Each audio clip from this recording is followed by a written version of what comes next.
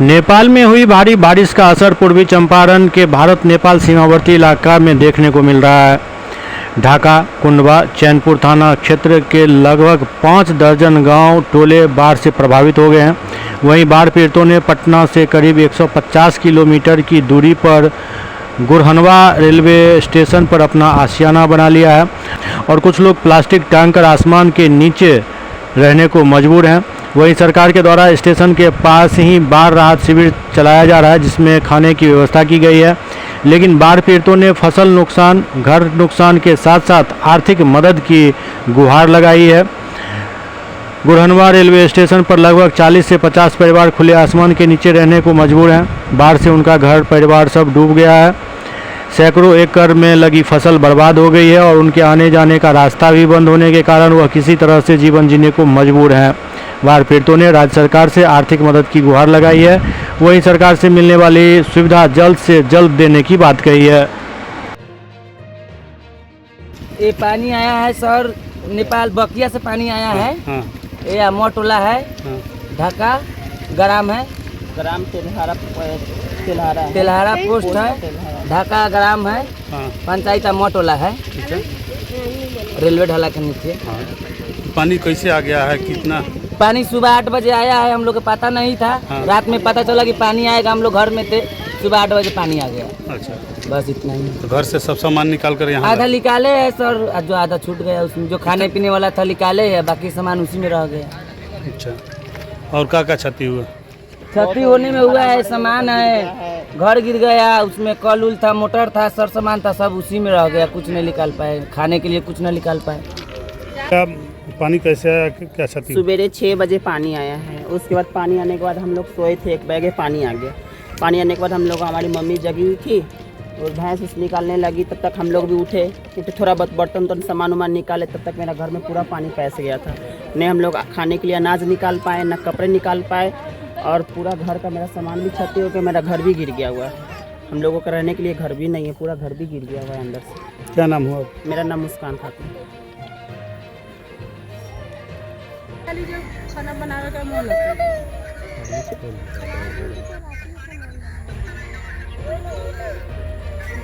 आप काम होता है।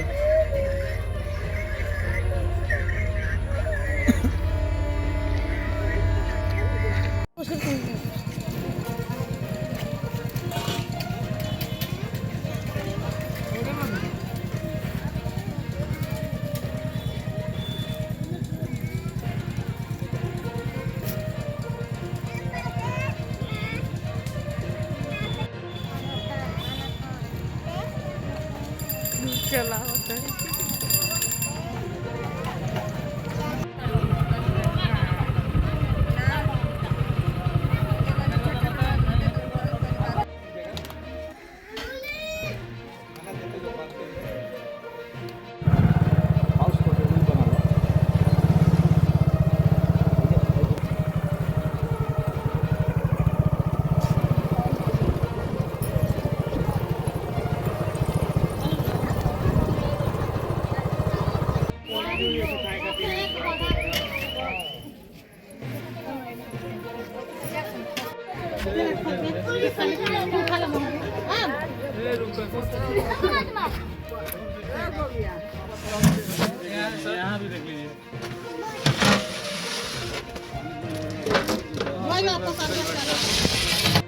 दिक्कत बा, घर में पानी घुस गल बा, चूल्हो बन बा, सब पानी घुस गल बा। बहुत कोई झाँकी नहीं के पारत, यहाँ मुखिया चाहे कोई आते नहीं थे।